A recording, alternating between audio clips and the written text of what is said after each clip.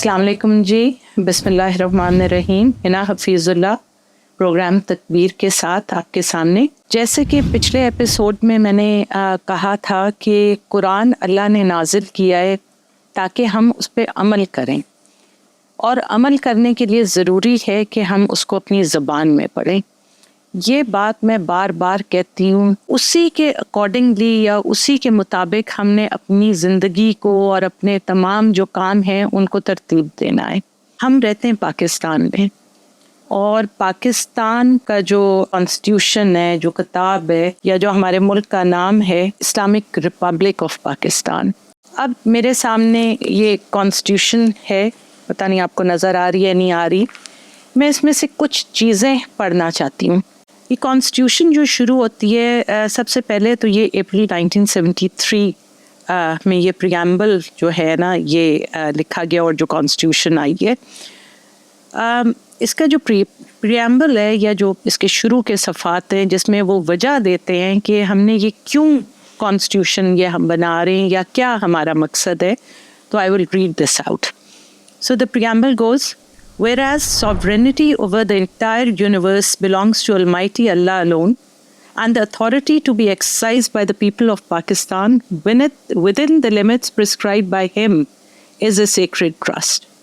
इसका मैं तर्जुमा कर देती हूँ कि कुल कायनात की जो हाकमियत है, जो सॉवरेनिटी है, वो सिर्फ़ और सिर्फ अल्लाह बारी ताला के लिए है। कोई उसमें शरीक नहीं है, वो सिर्फ अल्लाह की हाकमियत है, और वो सिर्फ पाकिस्तान पे नहीं या इस दुनिया पे नहीं, ये एक एक्नॉलेजमेंट है कि पूरी कायनात पे उसकी हाकमियत है। और जो अथॉरिटी है जो पाकिस्तान के लोग इस्तेमाल करेंगे कोई कानून बनाने के लिए या ये कॉन्स्टिट्यूशन बनाने के लिए, वो उन्हीं लिमिट्स में होगा या उन्हीं हदूद में रह के होगा जो अल्लाह ने बताए हैं। और किस चीज़ में बताए हैं? ऑब्वियसली वो कुरान में और रसूलुल्लाह सल्लल्लाहु अलैहि वसल्लम की सुन्नत में बताए हैं। तो हमने जो भी काम करने हैं वो अल्लाह की हदूद में रह के करने हैं। And whereas it is the will of the people of Pakistan to establish an order, कि जहाँ लोग हैं पाकिस्तान के, उनकी ये मर्ज़ी है, उनकी ये मंशा है कि वो ऐसा तरीक़ा कार बनाए। और आगे, wherein the state shall exercise its powers and authority through the chosen representatives of the people। जिधर स्टेट जो है वो अपनी ताकत का इस्तेमाल करेगी या अपनी जिसे कहते हैं जो उनका मनसब है या जो उनकी पावर है, जो उनके इख्तियारात हैं, उसका इस्तेमाल करेगी through the chosen representatives of people. कि चोज़न रिप्रेजेंटेटिव्स वो होते हैं जो उन लोगों को आप इलेक्ट करते हैं। तो जिन लोगों को कौन इलेक्ट करेगा? जो पाकिस्तान के लोग हैं। Wherein the principles of democracy, freedom, equality, tolerance and social justice as enunciated by Islam shall be fully observed। और क्या होगा इस पाकिस्तान में? और जो ये हम अपने आप को ये देना चाह रहे हैं एक ज़ाब्ता, उसमें क्या होगा कि प्रिंसिपल्स हैं डेमोक्रेसी के, जमहूरियत के, फ्रीडम के, आज़ादी के, इक्वालिटी के, बराबरी के, टॉलरेंस के, बर्दाश्त के, सोशल जस्टिस के, आपका माशरती इंसाफ जो है।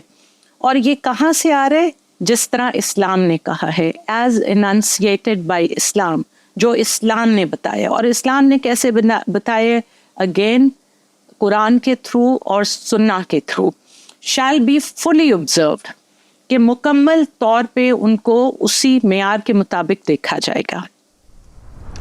Wherein the Muslims shall be enabled to order their lives in the individual and collective affairs in accordance with the teachings and requirements of Islam as set out in the Holy Quran and the Sunnah।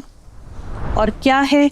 जहाँ मुसलमान जो होंगे वो अपनी ज़िंदगियों को इज्तमाई और इनफरादी तौर पे जो इस्लाम की तालीमात हैं और जो उसके रिक्वायरमेंट्स हैं, जो वो मतलूब है उसको उसके मुताबिक करेंगे। اور ایز سیٹ آؤٹ اگین جس طرح قرآن اور سنہ ہمیں بتاتی ہے اس کے مطابق کریں گے. Wherein adequate provision shall be made for the minorities freely to profess and practice their religions and develop their cultures. اور کیا ہوگا اس پاکستان میں؟ ادھر جو مائنورٹیز ہیں ان کے لیے، جو اقلیتی جماعتیں ہیں ان کے لیے مکمل انتظامات ہوں گے جہاں وہ اپنے مذہب کو آزادی سے کلیم کر سکیں اور اس کو پریکٹس کر سکیں، اور ان کے جو کلچر ہیں اس کو وہ ڈیولپ کر سکیں. اسی لیے جھنڈے میں وہ سفید حصہ ہے. لیکن یہ جو اختیارات ہیں یہ سارے قرآن اور سنہ کے مطابق ہیں. اچھا، اب اس میں جو بات ہے کہ state shall exercise its powers, تو اسٹیٹ کیا چیز ہے؟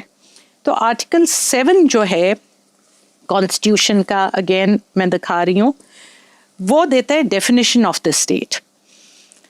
اب I am reading in this part: unless the context otherwise requires, the state means the federal government, Majlis Shura, Parliament, a provincial government, a provincial assembly, and such local or other authorities in Pakistan as are by law empowered to impose any tax or cess. تو کیا ہوتی ہے state? State جو constitution میں define کی گئی ہے وہ آپ کی وفاقی حکومت ہے، آپ کی نیشنل اسمبلی ہے، آپ کی پروونشل صوبائی حکومتیں ہیں، آپ کی جو صوبائی اسمبلیاں ہیں وہ ہیں، اور کوئی بھی ایسی اتھارٹی جس کے پاس یہ اختیار ہے کہ وہ کوئی ٹیکس یا فیس لے سکتا ہے سٹیزن سے یا ریزیڈنٹ سے. سو یہ ہے اسٹیٹ. اور اسی اسٹیٹ کا ذکر کیا گیا کہ یہ اپنی پاور کس طرح ایکسرسائز کرے گی. سورس کیا ہے؟ سورس تو بڑا کلیئر ہے کہ ہمارا سورس جو قانون کا ہے وہ قرآن ہے، ایز ورڈ آف گاڈ، جو اللہ نے بھیجا ہے اور جو اللہ خود کہتے ہیں کہ کھلی آیات ہیں اور آسان کر دی ہیں ہم نے.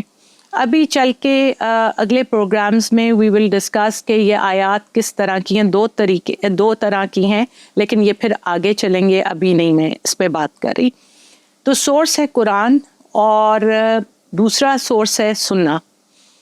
اچھا، اب بنیادی چیز کیا ہوتی ہے؟ بحیثیت لائر جب ہم کھڑے ہوتے ہیں، جب ہم نے یا کسی نے کسی لا کو چیلنج کیا ہوتا ہے، تو اس کا پیمانہ کیا ہوتا ہے دیکھنے کے لیے، عدالتوں کے لیے، یا ہم جو بحث کرتے ہیں وہ کس طرح کرتے ہیں. ہم یہ کہتے ہیں کہ اگر تو کوئی ایسا قانون ہے جو کسی اسمبلی نے پاس کیا ہے اور وہ کانسٹیٹیوشن سے متصادم ہے یا اس سے ٹکراتا ہے، تو وہ نل اینڈ وائڈ ہے، کہ اس کی کوئی حیثیت نہیں ہے، کیونکہ آپ کا بیسک جو ڈاکیومنٹ ہے وہ کانسٹیٹیوشن ہے، اور ہر چیز جو اس سے ٹکرائے گی وہ نل اینڈ وائڈ ہوگی. اسی طرح جو بھی چیز قرآن سے ٹکرائے گی وہ نل اینڈ وائڈ ہوگی. سنہ کا بھی یہ ہے کہ پرائمری سورس قرآن ہے، اور سنہ شوڈ آئیڈیلی، یا جو بھی رسول اللہ صلی اللہ علیہ وآلہ وسلم نے بتایا ہے وہ بالکل ان اکارڈنس ود قرآن بتایا ہے. لیکن بہت سی ہیں، جس طرح آپ نے دیکھا ہوگا، پڑھی ہوگی، جو حدیثوں کی صورت میں آیا، یا کچھ کسی جو لوگوں نے آگے، کیونکہ اگر میں غلط نہیں ہوں تو حدیثیں 40 سال تک لکھی نہیں گئی تھیں، اسی لیے حدیثوں کو بھی چیک کرنے کا ایک اسٹرکٹ معیار ہے. تو بعض جگہ لکھا آتا ہے کہ جی یہ حدیث ضعیف ہے اور یہ ثابت ہے، یا اس کی کیٹیگریز ہیں. لیکن ان دا اینڈ جو بھی آ رہی ہے بات ہم تک، وہ اگر قرآن سے ٹکرائے گی، چاہے وہ یہ کانسٹیٹیوشن ہو، چاہے وہ لا ہو، یا کوئی اور چیز کسی نے کہی ہو، جو قرآن سے ٹکرائے گی وہ نل اینڈ وائڈ ہوگا. کیونکہ آپ کا پرائمری ڈاکیومنٹ، جو سب سے سپریم ڈاکیومنٹ ہے ایک مسلمان کے لیے، وہ قرآن ہے. اس سے آگے کوئی چیز نہیں ہے. وہ اللہ کا کلام ہے، اور اللہ نے اس کی نگہبانی کا ذمہ لیا ہے، اور یہ ان آلٹرڈ ہے. ان لائک جو پہلے کتابیں اللہ نے نازل کی، وہ اپنی فارم میں نہیں رہ گئی، اوریجنل فارم میں جس طرح وہ آئی تھیں، لیکن قرآن پرزروڈ ہے الحمدللہ. اسی طرح کوئی بھی رولز جو حکومت بنائے گی یا کوئی بھی ڈپارٹمنٹ ریگولیشنز بنائے گا، اگر وہ کسی قانون سے ٹکرائے گا تو وہ نل اینڈ وائڈ ہوگا، جو مین باڈی ہے قانون کی، اور قانون اگر کانسٹیٹیوشن سے ٹکرائے گا تو وہ نل اینڈ وائڈ ہوگا۔ اب اسی کانسٹیٹیوشن میں آرٹیکل 227 ہے، سو آئی ول جسٹ ریڈ، یہ میں نے سارا مارک کیا ہوا ہے آسانی کے لیے۔ سو آرٹیکل 227 کیا کہتا ہے اس کانسٹیٹیوشن کا؟ وہ کہتے ہیں provisions relating to the Holy Quran and Sunnah. All existing laws shall be brought in conformity with the injunction of Islam as laid down in the Holy Quran and Sunnah, in this part referred to as the injunctions of Islam, and no law shall be enacted which is repugnant to such injunctions. یہ وہی چیز ہے جو میں کہہ رہی ہوں، یہ کہتے ہیں کہ جی جتنے بھی قوانین ہیں اس ملک میں سب کو آپ ٹھیک کریں گے، امینڈ کریں گے، کنفارم کریں گے تاکہ وہ قرآن اور سنہ کے مطابق ہو جائے، اور کوئی ایسا قانون نہیں آپ بنائیں گے جو وہ ان اسلامی احکامات کے برخلاف ہوں۔ اچھا، اس میں آگے وہ ایکسپلینیشن دیتے ہیں کہ یہ جو قرآن اور سنہ ہے جو اس کانسٹیٹیوشن میں یوز کیا گیا ہے، یہ قرآن اور سنہ اس طرح ہے جیسا بہت سے فرقے ہیں، تو ہر پروویژن کی جو انٹرپریٹیشن ہے جو وہ فرقہ کرتا ہے وہ اس کے اپنے مطابق ہوگا۔ قرآن اور سنہ ایک ہی ہے، لیکن ظاہری بات ہے دیکھنے کا زاویہ فرق ہو سکتا ہے، اس کو انٹرپریٹ کرنے کا زاویہ فرق ہو سکتا ہے، تو وہ پرسنل لا جو ہے اس فقہ کا وہ اپلائی کرے گا۔ یہ جو پروویژنز ہیں، اسلامک پروویژنز، یہ کسی بھی غیر مسلم کی کسی بھی رائٹ کو افیکٹ نہیں کرتی، ان کے سٹیزن کے اسٹیٹس کو بالکل نہیں ٹچ کرتی۔ اچھا، اب اسی کانسٹیٹیوشن کے تحت ایک فیڈرل شریعت کورٹ ہے ہماری، اور جو فیڈرل شریعت کورٹ ہے اس کا وہ آرٹیکل 203A ہے، اس کے تحت یہ بنی ہے اور اس کا تمام چیپٹر وہ والا ہے۔ اس کی جو powers, jurisdiction and functions of the court ہے وہ 203D ہے کہ فیڈرل شریعت کورٹ کرتی کیا ہے، آخر یہ کیا ہے۔ آپ نے سپریم کورٹ کا سنا، ہائی کورٹ کا سنا، باقی آپ کے ڈسٹرکٹ اینڈ سیشن کورٹس ہیں، سول کورٹس ہیں، پھر نیچے آپ کی وہ کچہریاں وغیرہ، ہر قسم کی عدالتیں ہیں ہمارے پاس، تو ایک فیڈرل شریعت کورٹ بھی ہے۔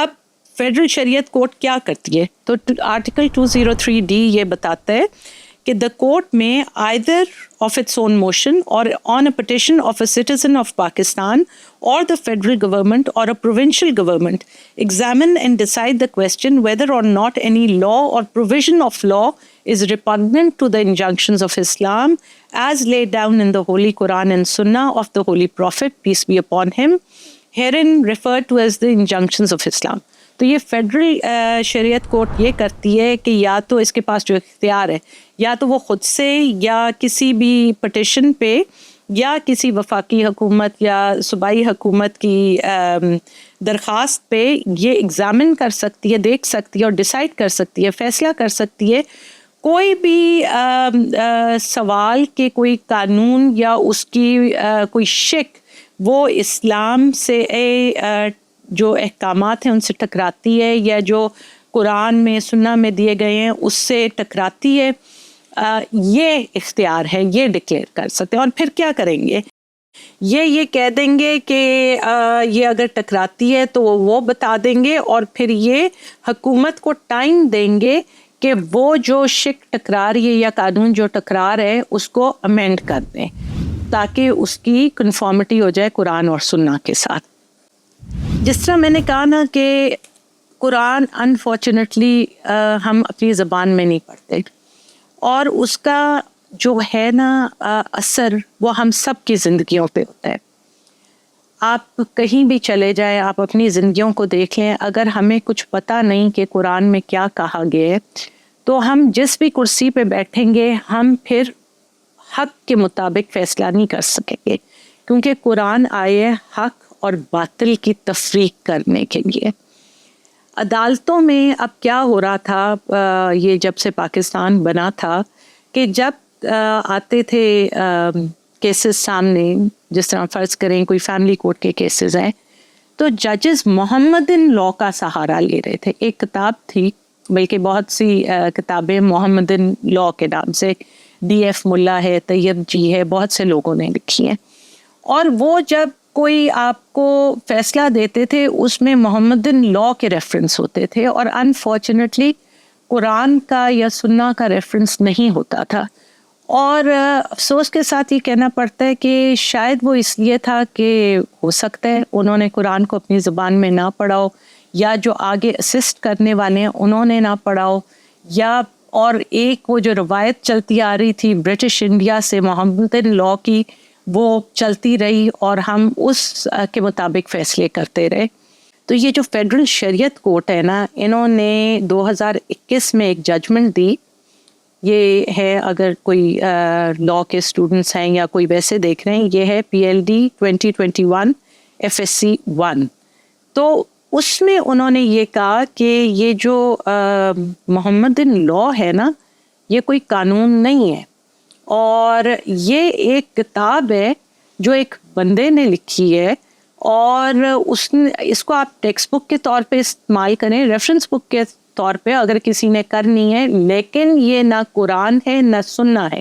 اور سب سے زیادہ تشویشناک بات کیا تھی کہ لکھنے والے نے خود اس میں لکھا ہے کہ اس نے ریلائی کس پہ کیا. اگر کوئی کتاب لکھنی ہے یا کچھ کرنا ہے، یا آپ نے اسلام پہ لکھنا ہے، یا آپ نے کچھ بھی کرنا ہے، تو آپ کہاں جائیں گے؟ آپ پہلے قرآن پہ جائیں گے نا، آپ قرآن کو دیکھیں گے، اس کے بعد آپ سننا پہ جائیں گے، آپ اس کو دیکھیں گے کہ کیا آ رہا ہے، کیا کہا تھا رسول اللہ صلی اللہ علیہ وآلہ وسلم نے، اور قرآن کیا کہہ رہا ہے اس بارے میں.